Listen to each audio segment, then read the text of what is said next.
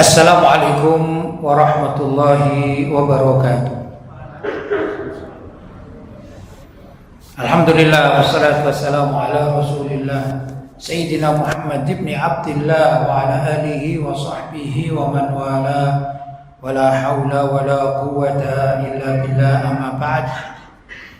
Hadratul mukarramin, para hadirin dan hadirat yang dirahmati oleh Allah, alhamdulillah pada pagi hari ini kita masih dipertemukan oleh Allah SWT di tempat yang sangat mulia ini, Raudhatun min Riyadhil Jannah, yaitu taman dari taman surga, karena kita sedang dalam kegiatan thalabul ilmi, yaitu mencari ilmu.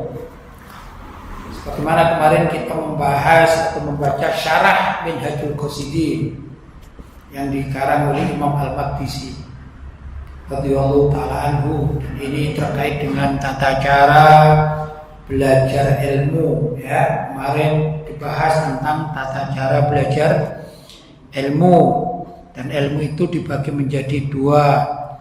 Itu pembahasan kita yang kemarin. Ilmu hal hukumnya fardhu ain. Ilmu hal itu ilmu yang dipelajari tentang apa?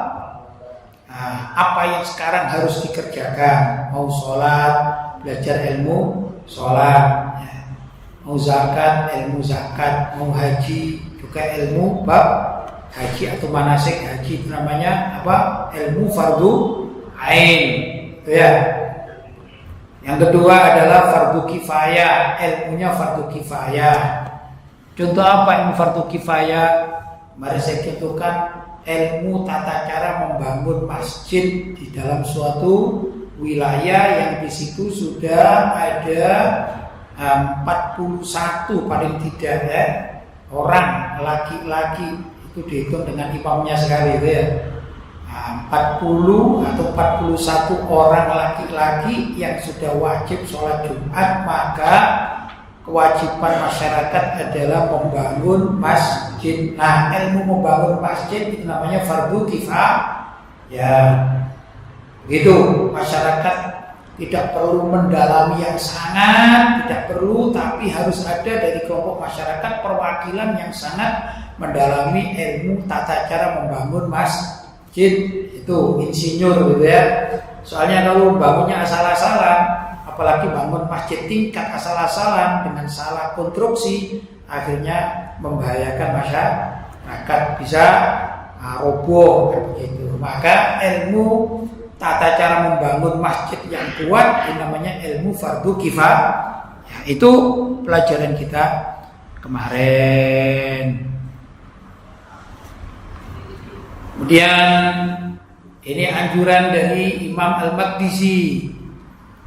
Lanjutan dari pelajaran fakun ahadu rijalaini, maka jadilah salah satu dari dua kelompok rijalaini yang kemarin itu atau yang tadi saya terangkan ya dah, yaitu mau jadi orang yang paham tentang kewajiban fardhu ain ya, atau juga mau merangkap dengan menjadi orang yang paham tentang ilmu fardhu ain dan fardhu kifayah. Begitu. Maka kalian harus memilih. Harus memilih. Ada lagi fardhu kifayah adalah mencari ilmu faraid. Apa ilmu faraid? Ilmu tata cara menghitung harta warisan. Gitu ya. Maka ini juga ilmunya namanya fardhu kifayah. Sudah. Termasuk juga ilmu menjadi imam sholat. Masyarakatnya kan cukup jadi makmum, tapi orang jadi imam itu harus tahu tata cara. Ya, itu ada ilmunya. Nah, kalian wahai umat Islam itu boleh pilih mau menjadi dirinya sendiri, maksudnya kepentingan dirinya sendiri, yaitu belajar ilmu hanya untuk dirinya sendiri, yaitu fardhu ain.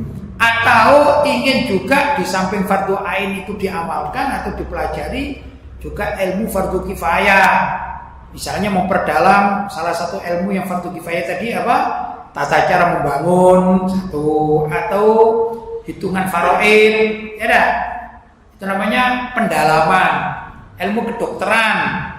Misalnya ada spesialis jantung, nah itu enggak semua masyarakat dituntut, enggak, cukup perwakilan ada di wilayah situ ada orang atau seorang dokter ahli penyakit jantung kan gitu. Tergantung kalian pilih yang mana. Ya, harus memilih.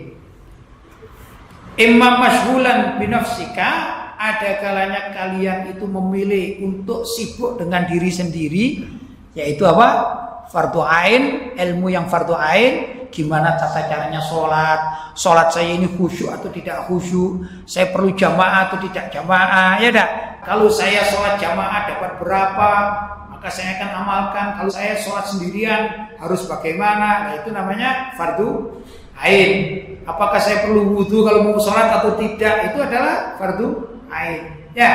Itu juga perlu untuk ada yang mendalaminya, walaupun untuk diri sendiri tapi perlu untuk mendalaminya itu. Wa imma mutafarriqan li ghairik ba'dal faraghi min nafsik, atau kalian ingin menyedekahkan atau memberikan waktu, perhatian atau ilmu untuk lain kalian atau pihak lain. Itu tadi kalau ada orang memperdalami ilmu tata cara membangun misalnya dengan segala macam keilmuan keinsinyurannya misalnya, itu kan untuk orang lain kan, ilmu untuk orang lain, tapi harus selesai dulu dari dirinya sendiri. Jangan begini, ada orang Islam ahli membangun masjid tapi dirinya nggak tahu tata cara sholat, nggak tahu ini najis atau tidak najis, ya repot, ya nggak bisa. Harus dirinya selesai dulu untuk urusan dirinya, baru kemudian melangkah untuk orang lain. Jelas ya? Ada orang ahli belajar faraid. Apa itu? Tata cara pembagian warisan. Tapi orangnya nggak pernah sholat, nggak pernah ikut tasyiul janazah, ngerawat janazah nggak tahu caranya. Ya repot kan gitu ya. Anaknya berapa, disuruh hitung nggak tahu, anaknya fulan bin fulan yang meninggal dunia itu berapa, nggak tahu. Gimana mau cara menghitung faraidnya, kan begitu ya. Juga tentang masalah yang lain-lain terkait dengan fardu kifayah. Wa iyyaka an tashtagila bima yuslihu ghairaka qabla islahi nafsik. Jangan sekali-kali kalian sibuk untuk memikirkan orang lain, maksudnya keilmuannya, ya, yang dimanfaatkan oleh orang lain. Sedangkan kalian sendiri dalam kewajiban fardu ain justru tidak terurusi. Jangan, ya, urusi dulu dirimu, baru memperdalam pelajaran untuk orang lain. Gimana? Apakah tidak boleh?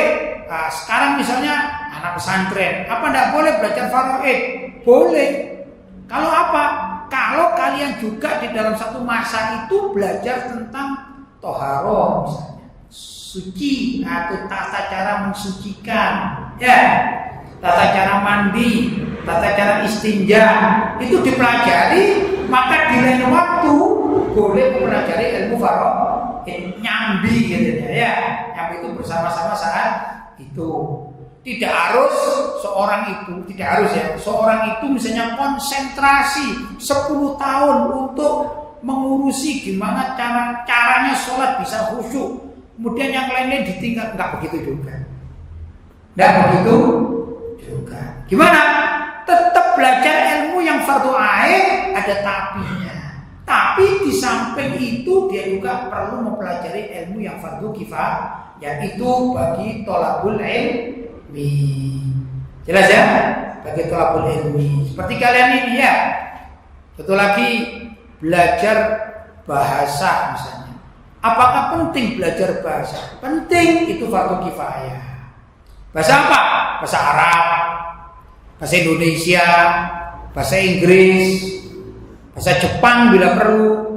Tapi jangan lupa belajar bahasa Jepang untuk apa? Niat untuk dakwah. Nanti saya kalau ketemu orang Jepang saya ajak masuk Islam. Nah, itu namanya jadi fardu kifayah. Ya, boleh apa tidak boleh? Boleh, selagi kalian dalam juga proses belajar fikih untuk diri sendiri. Begitu ya.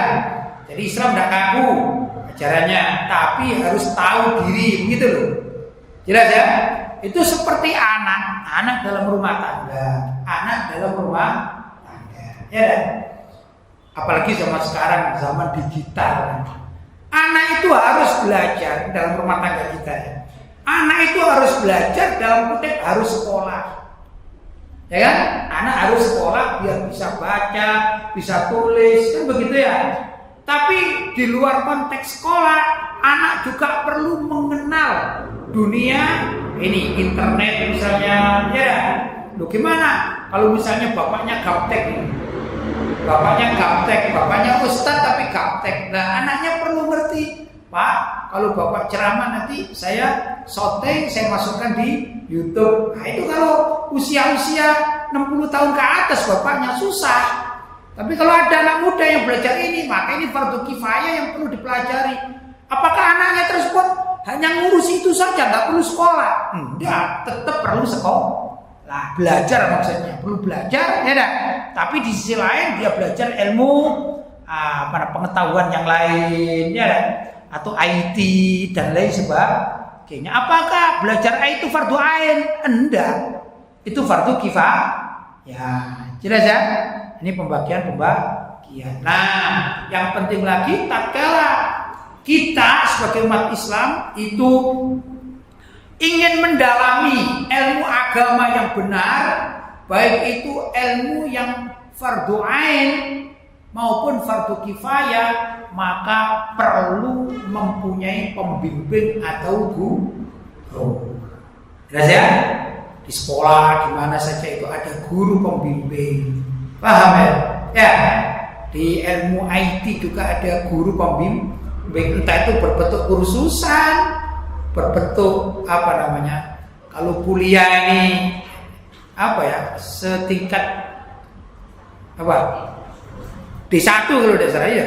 Ya, entah seperti itu atau kursus manual kepada senior-seniornya gitu. Ya, begitu. Nah, ini namanya ada pembimbing. Ya, pembimbing kalau dalam bahasa agama namanya ustadz atau syekh atau guru, muallim.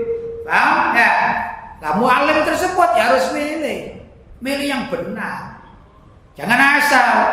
Jangan mau belajar fikih kepada insinyur yang tidak pernah mondok, ya rusak semuanya. Ya, demikian juga mau belajar ilmu pembangunan, pembangunan rumah, belajarnya sama ustadz yang tidak ngerti ukuran-ukuran besi, ya ambrol. Kan itu kan rusak jadinya. Ya. Karena itu dikatakan fas'alu ahla dzikri in kuntum la ta'lamun. Fas'alu, bertanyalah ahla dzikri pada orang yang mengerti. In kuntum la ta'lamun, apabila kalian tidak tahu tentang suatu hal atau ilmu-ilmu yang dipentingkan. Memang ayat ini fas'alu ahla dzikri in kuntum la ta'lamun itu dulu tatkala Nabi Muhammad SAW diutus oleh Allah, maka orang kafir Quraisy, ya, sebagaimana di dalam kitab Jalalain, tafsir Jalalain, itu orang kafir Quraisy ingkar kepada Nabi Muhammad.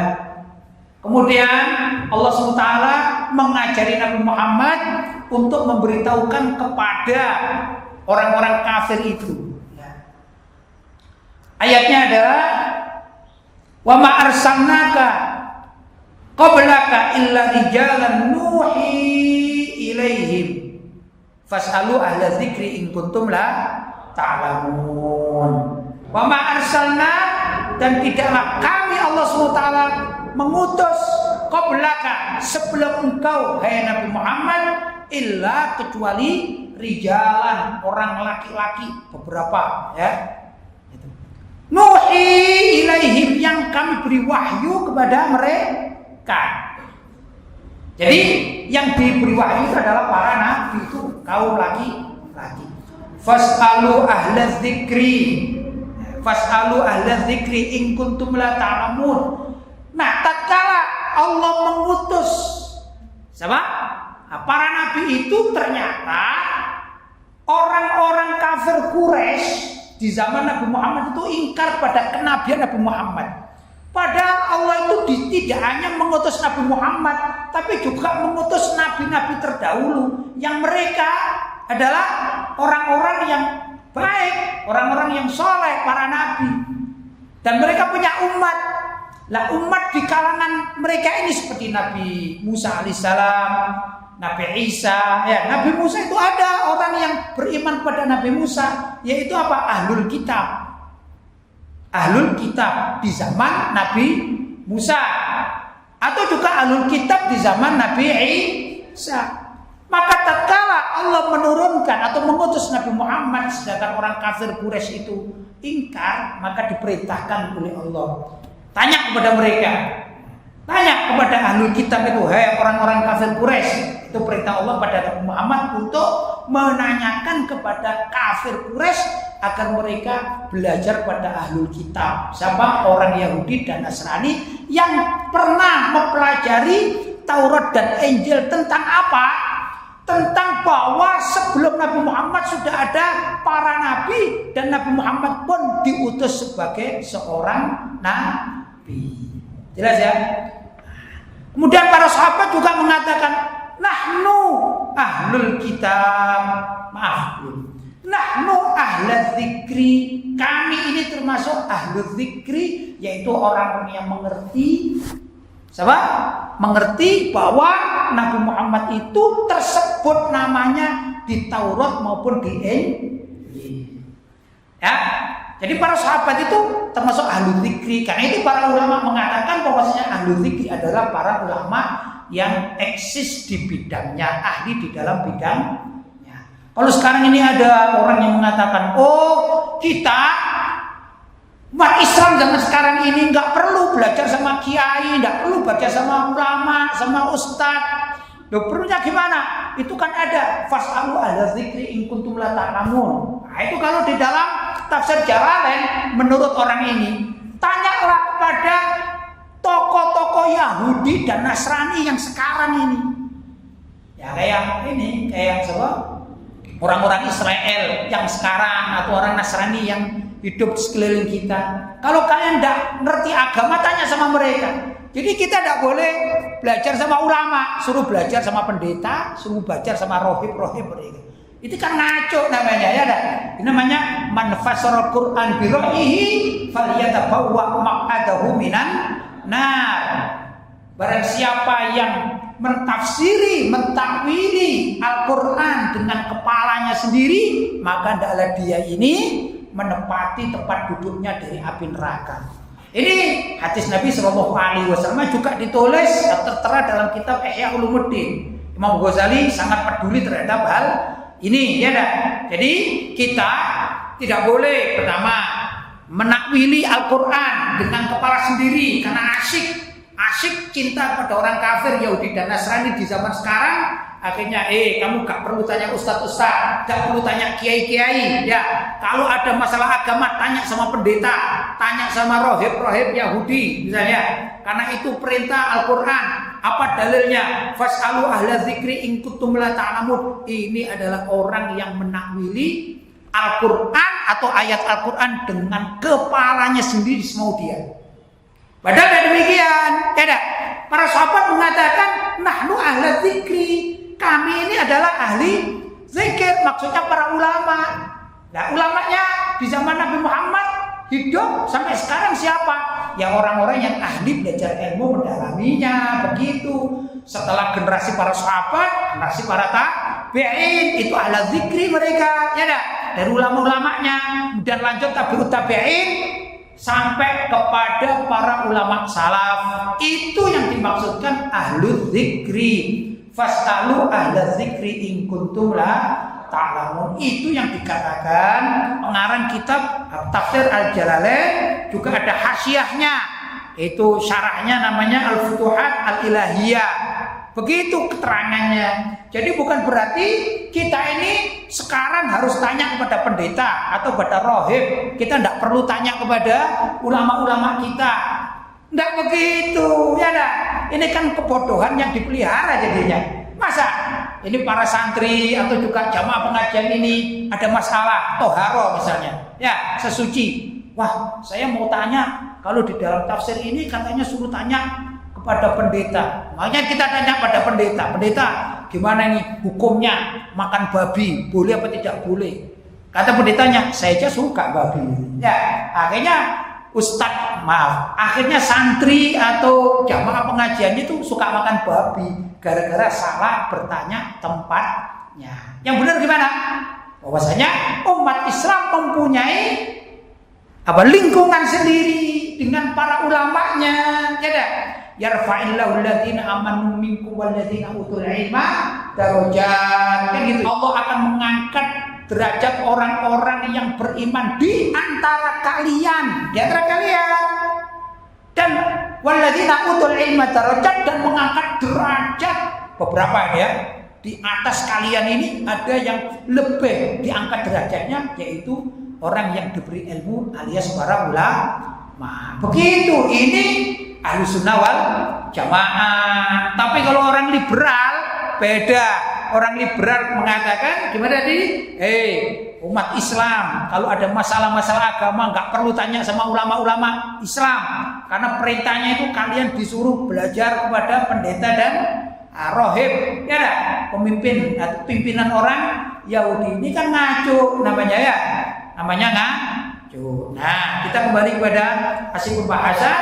Mari kita ini kembali, kalau ada masalah-masalah seperti tadi itu, ilmu yang mengantarkan kita untuk memahami, gitu ya, fardu ain, maka belajar pada para ulama yang ahli di bidangnya. Mau belajar fikih, belajar pada orang alim ahli fikih, belajar Al-Quran, orang yang alim ahli Al-Quran. Ingin belajar hadis, carilah guru yang alim, ya, ustadz yang alim, syekh atau guru yang alim dalam bidang hadis, demikian dan seterusnya. Kalau yang fardu kifayah juga begitu, hendaklah kita belajar kepada orang yang ahli. Ingin bangun masjid atau bangun pesantren, maka jangan tanya kepada orang yang ahli fikih tapi tidak ngerti ilmu bangunan, tidak. Tanyalah kepada dosen misalnya atau kepada pemborong yang biasa memborong, ya dah, terkait dengan dunia pembangunan gedung-gedung, demikian dan seterusnya. Jelas? Nah, itu para hadirin yang dirahmati oleh Allah, mudah-mudahan ada manfaatnya. Dan saya lanjutkan sedikit. Wastaghil bi islahi batinika wa tadhirihi minas sifatiz dzamimah. Dan juga hendaklah kalian sibuk dengan memperbaiki ilmu batin. Ilmu batin, ya, ilmu hati, masalah hati. Wa tadhirihi, dan cara membersihkan hati minas sifatiz dzamimah, dari sifat yang tercela. Kal hirsi, sebagai menjaga dari apa? Dari hasad. Apa hasad? Hasud, waria, dan juga ria, apa pamer, ujub, merasa dirinya lebih dari orang lain, ujub. Qabla islahi dzahirika, sebelum engkau memperbaiki zahirmu. Zahir itu penampilan, ya dah, macam-macam penampilan, mulai dari bajunya penampilan, perawatan. Kalau orang sekarang ya ada perawatannya, ya, tapi hatinya busuk, ya percuma. Jelas, yang penting itu hatinya yang baik, walaupun penampilannya kurang, kalau hatinya baik maka akan baik di hadapan Allah. Begitu yang penting. Wasaya dzalika insyaallah taala fi rub'il muhlikat, insyaallah akan diterangkan pada bab berikutnya. Bapak-bapak dan ibu-ibu yang dirahmati Allah, barangkali itu dulu untuk pelajaran kali ini. Mudah-mudahan ada manfaatnya. Nah, mudah-mudahan kita bisa mengamalkan walaupun sedikit dari ilmu yang kita pelajari. Itu saja dari saya. Wassalamualaikum warahmatullahi wabarakatuh.